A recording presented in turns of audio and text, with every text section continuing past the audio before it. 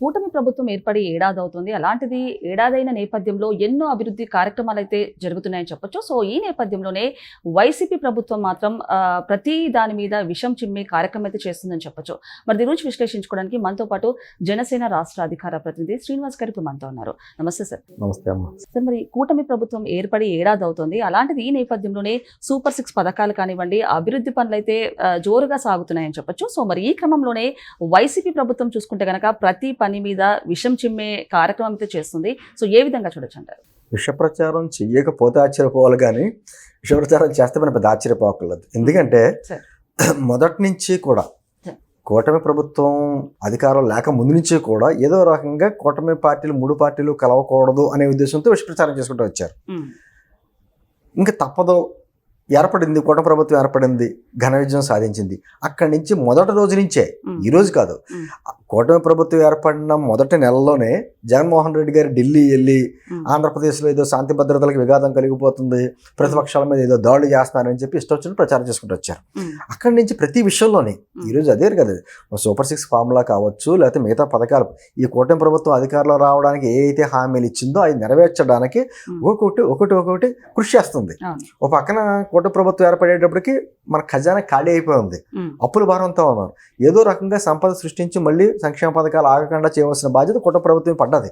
అదే చేస్తున్నారు కదా ఇప్పుడు గతంలో జగన్మోహన్ రెడ్డి గారు ఎందుకో వాళ్ళకి సంబంధించినటువంటి మేనిఫెస్టోని మాది బైబిల్, భగవద్గీత, ఖురాన్ సమానం 2 పేజీలు అని చెప్పేసి అని రకరకాలుగా మాట్లాడుకున్నాం.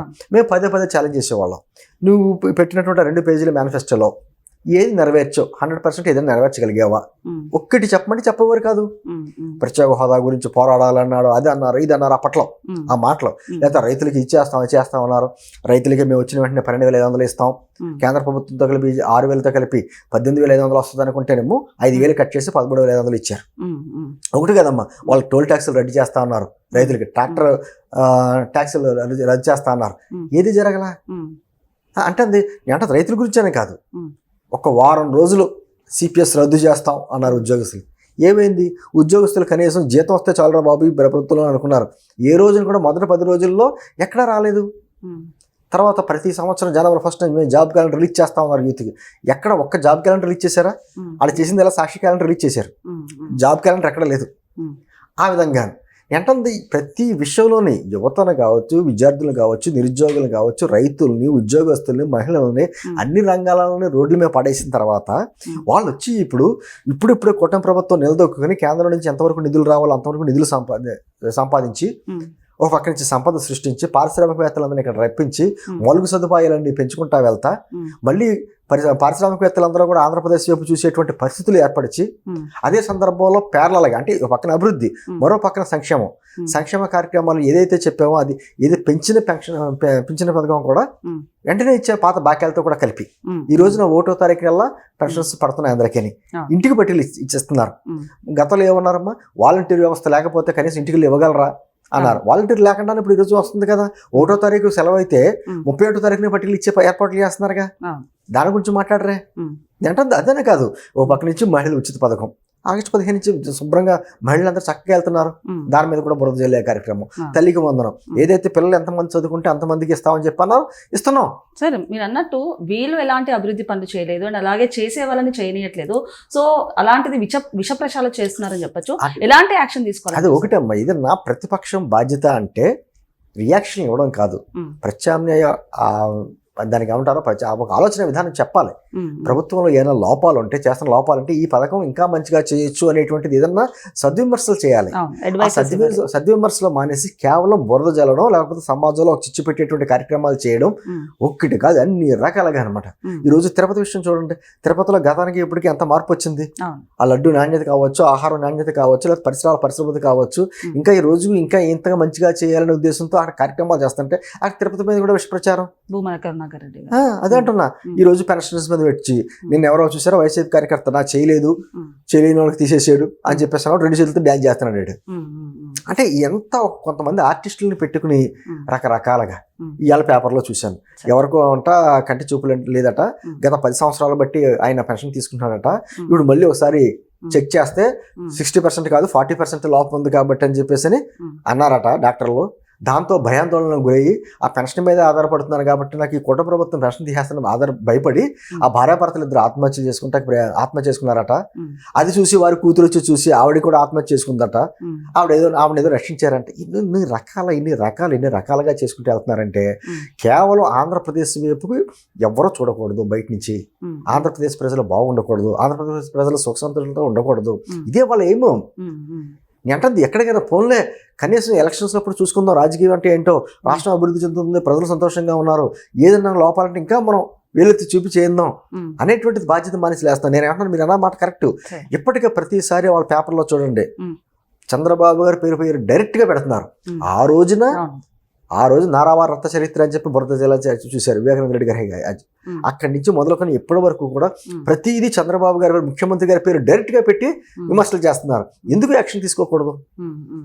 కూటమి ప్రభుత్వం ఎందుకు సాక్షి కానీ సాక్షి యాజమాన్యానికి ఎందుకు నోటీసులు ఇవ్వకూడదు? ఈ రోజున బిఆర్ నాయుడు గారు ఇచ్చారు కదా టీటీడీ గురించి 10 కోట్ల పర్యవేక్షణ దావా వేశారు. అది ప్రభుత్వం ఎందుకు చేయకూడదు? ఎందుకంటే మౌనం అర్థంగారం అవుతుంది, అతి మంచితనం కూడా చేతకాంతనం అవుతుంది. ఖచ్చితంగా ఎక్కడో చోట పులి స్టాప్ పెట్టకపోతే నేను పత్రికా స్వేచ్ఛ పేరు మీద ఎటువంటి విషయం చంపుతూ ఉంటాయి. రేపు పొద్దున్న ఎంతో కొంత 10 మందిలో ఇద్దరని నమ్ముతారు కదా, నిజమేనా నమ్ముతారు కదా, పేపర్ చదివి ఒకళ్ళు ఇద్దరు ఉంటారు కదా. ఆ నమ్మినప్పుడు అంటే ఒక మంచి కార్యక్రమాన్ని కూడా చెడు కార్యక్రమంగా చిత్రీకరిస్తున్నప్పుడు ప్రభుత్వ పరంగా ఎందుకు నోటీసులు జారీ చేయకూడదు? ఎందుకు విఫలం అవుతుందంటారు సార్? అంటే విఫలం అని కాదు, సరే మనం వ్యవస్థలను విధ్వంసం చేయకూడదు, గతంలో వాళ్ళు చేసినట్టుగా మనం చేయకూడదు. గతంలో ఎన్నో రకాలుగా దుష్ట చతుష్టయం అని చెప్పేసి ఈనాడు, ఆంధ్రజ్యోతి, టీవీ5 అని చెప్పేసి రకరకాలుగా విషప్రచారం చేశారు. దుష్ట చతుష్టయం అని చెప్పేసి వాళ్ళ నాయకుడే కూడా అలా చేయట్లేదు ఈయన. సరే పత్రికా స్వేచ్ఛ ఉంది కాబట్టి వాళ్ళు మాట్లాడతారు, మనం వాళ్ళు చేసినట్టు మనం చేయకూడదు ఉద్దేశం. ఇది కొంచెం అతి మంచితనం అంటాను నేను, అది కూడా మంచిది కాదు. ఖచ్చితంగా ప్రభుత్వ పథకాలు తల్లికి వందనం అద్భుతమైనటువంటి సక్సెస్ సాధించింది. మరి ఈ సమయంలో దానికి కూడా మీరు వేలెట్టి చూపిస్తున్నారు. ఈ రోజున బస్సులు చక్కగా ప్రయాణం చేస్తున్నారు కదా, మహిళలందరూ సంతోషిస్తున్నారు కదా. మరి తర్వాత రైతులు కూడా దాదాపు 20,000 అన్నారు, ఇప్పుడు 7,000 రూపాయలు వేసారుగా. ఏంటంటే మీరు ఏదైనా ఆ పథకానికి సంబంధించి లోపాలు అంటే లోపాలు ఎత్తి చూపించాలి, ప్రభుత్వానికి సూచనలు చేయాలి, ఇంకా మంచిగా చేయొచ్చు అనే విధానం చెప్పాలి. అది ప్రతిపక్షం. నువ్వు కనీసం అసెంబ్లీకి రావు, వచ్చి మాట్లాడవు, ప్రజా సమస్యలకి ఇటు స్పందించవు, ఏదో తాడేపల్లి ప్యాలెస్లోకి వచ్చి నువ్వు ప్రెస్ మీట్ పెడతావు, మళ్ళీ బెంగళూరు వెళ్ళిపోతావు. నీ నాయకులేమో జైలు చుట్టూను బేలు చుట్టూ వాళ్ళు తిరుగుతున్నారు. నీ పత్రిక ప్రత్యేకించి ప్రభుత్వం మీద దుష్ప్రచారం చేయడం మాత్రమే కార్యక్రమంగా పెట్టుకుంది. సాక్షి అనేది ఒక విషపత్రిక అది. సార్ మరి అంటే ఇన్ని విష ప్రచారాలు చేస్తున్న ప్రతి పని మీద సో ఎలాంటి యాక్షన్ తీసుకోవాలంటే పత్రికా స్వేచ్ఛ ముసుగున వీళ్ళు ఇష్టం వచ్చినట్టు దుష్ప్రచారం చేస్తున్నప్పుడు ఎక్కడో చోట అడ్డుపడాలి అంటే 1-2 కేసులు గట్టిగా పడాలి. న్యాయస్థానాలతో సాక్షి యాజమాన్యాన్ని అంతా కోర్టు మెట్లు ఎక్కించాలి, ఎక్కిస్తేనే బుద్ధి వస్తుంది. వాళ్ళు ఇష్టం వచ్చినట్టు కొన్ని విషయాల్లో చూడండి, ఎప్పుడైతే బిఆర్ నాయుడు గారు మాట్లాడారో వాళ్ళు కొంచెం టీటీడీ విషయంలో కొంచెం స్వరం మారింది. ఆ వార్త వేయడానికి కూడా భయం కనిపించింది వార్తలో. ఏంటంటే అది కూటమి ప్రభుత్వం కూడా చేయాలి. ఈ రోజున కనీసం గతంలో గుంతల మధ్య రోడ్లు ఎత్తుకోవాల్సిన పరిస్థితి ఈ రోజు పవన్ కళ్యాణ్ గారు ఎక్కడికెక్కడ నిధులు తెప్పించి పంచాయతీ అన్ని నిధులు తెప్పించి ఎక్కడెక్కడో మారుమూల ప్లేస్లో కూడా గిరిజన ప్రాంతాల్లో కూడా రోడ్లు వేయడానికి ప్రయత్నం చేసి ఈరోజు చేస్తూ ఉంటే దాని మీద కూడా ఎక్కడో అంటే మొత్తం 100% అయిపోదు కదా, ఎక్కడో గుంతలు ఉంటే ఆ పట్టుకొచ్చి అవి మళ్ళీ ఫోటోలు పెట్టి వాళ్ళు వేయడం. ఏంటంటే దాన్ని ఒక విధమైనటువంటి గత 5 సంవత్సరాల్లో ఆ పత్రిక చేసింది ఏంటంటే ఏమీ లేకపోయినా అద్భుతాలు జరుగుతున్నాయి. దేశంలోనే తలసరాదాయంలో #1 ఆంధ్రప్రదేశ్, పారిశ్రామికవేత్తలు ఆంధ్రప్రదేశ్ చూస్తున్నారు. తర్వాత దాదాపు 70 పారిశ్రమలు ఏర్పడ్డాయి. ఎక్కడ పడ్డాయి 70 పారిశ్రమలు అంటే చెప్పరు, వాళ్ళ పేపర్లో మాత్రం కనబడింది అభివృద్ధి. గత 5 సంవత్సరాలు అలా చేశారు. ఇప్పుడు మొదలెట్టారు ఏడుపులు పెడబొబ్బలు వచ్చినాయి కానించి ప్రతిరోజు విషయం చెమ్మడం, ఏడుపులు పెడబొబ్బలు ఇవన్నీ. అంటే సాక్షి పత్రికలో ఆ డేట్ తప్ప మిగతా అబద్ధాలే. డేట్ మాత్రం ఏ రోజు డేట్ ఆ డేట్ వేస్తూ ఉంటారు, మిగతా అన్ని అబద్ధాలే. ఒకటి కాదు, వాళ్ళకి ఏంటంటే డేట్ కి తగ్గట్టు విష ప్రచారాలు చేస్తున్నారు అంతే. డేట్ మాత్రం కరెక్ట్గా వేస్తారమ్మా, మిగతా అది పైన ఫ్రంట్ పేజీ కానీ లాస్ట్ పేజీ వరకు. సార్ మీరు అన్నట్టు ఈవెన్ జర్నలిస్టులు కూడా ఆడవాళ్ళ మీద కొన్ని కించపరిచే వ్యాఖ్యలు చేయడము, ఎక్కడ కూడా క్షమాపణ కూడా చెప్పలేదు. దాన్ని కూడా సమర్థించుకుంటున్నారు, సమర్థించుకునేలా మాట్లాడుతున్నారు. కొమ్మినేని గారు లాంటి వ్యక్తిని ఎలా అంటారు. ఇప్పుడు ఆయన ఒక మీడియాలో డిబేట్ ఉన్నప్పుడు నేను పొరపాటు మాట్లాడానమ్మా, మీరు వెంటనే నన్ను ఆపాలి కదా, కట్ చేసుకోవాలి కదా. మీరు ఒకసారి ఇటువంటి భాష కానీ ఇటువంటి విధానం కానీ మాట్లాడితే మేము పిలవని చెప్పాలిగా.